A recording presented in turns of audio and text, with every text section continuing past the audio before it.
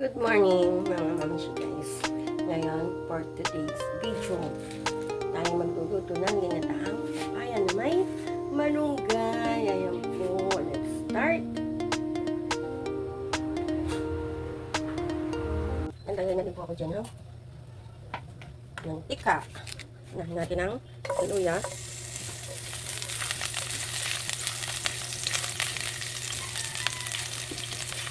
May nabigyan na po sa akin ng papaya.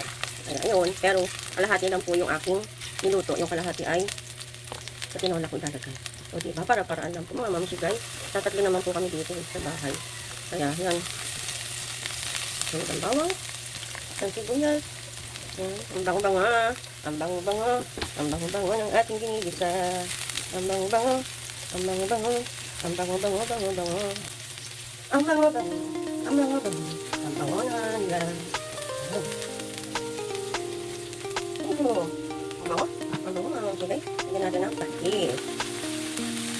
Oh, yan. Gumawa. Ang bango. Ang bango. Lagyan natin ang paminta.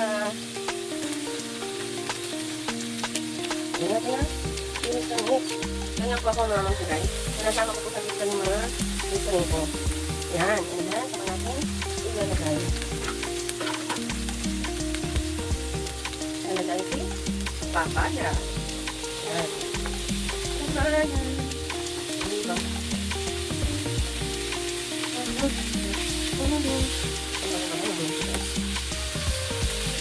Ang ating naman ay murang-mura na ako. Nakabot tayo ng bulsa. O diba? Ang ating malunggay, pinuha ko lang sa kapitbahay. O ano yun, tapos yung papaya, hindi lang sa akin. Kung ito ang bilhin lang natin ay yung ating starting at mga isipong business. Ano ba yung business? At saka yung ating gatak. Ayan. Ang kalabakan nyo natin sa saan. At lagyan natin ng isa-isa, lagyan natin sa ng konting tubig para lumambot yung ating papaya. Tingnan natin. Oh. Yan, pwede na po natin isunod ang ating sardinas. Ang ating sardinas. Yung sardines. Isunod na rin natin ang ating habang sili ating yan, ng dalawang kubo.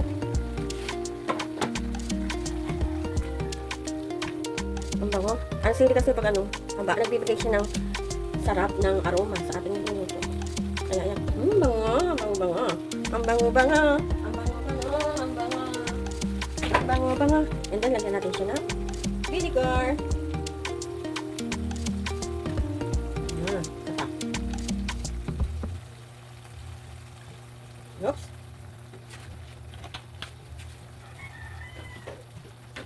Lagyan natin ng salt.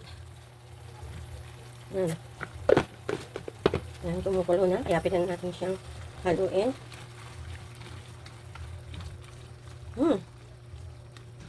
Oh. Yan. And then, lagay natin ang kalahati po ng ating gata. Kalahati muna po lalagay ko. Yan. Kalahati muna. Oh. Yan, hayaan natin siya dyan. At lagyan pa ulit natin ng water. Yan. Yan, gagawin natin yan dyan. Ating takpan. Oops. Oh.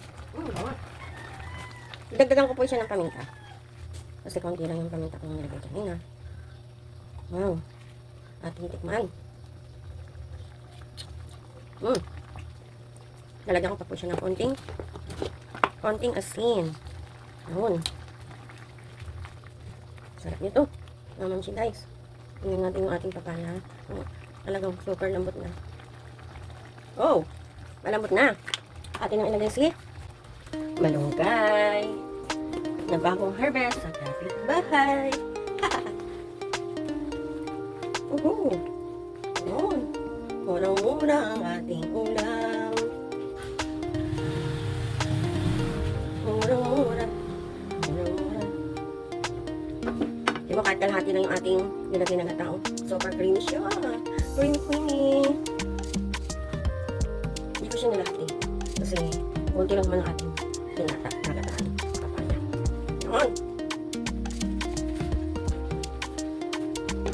Mga 2-3 minutes. Tapos na yan.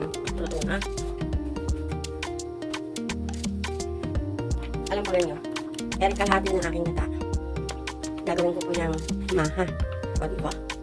Para-paraan lang po yan. Para meron kaming dessert. Magmamana tayo, guys. O, ayan. Meron pa ako dyan mais.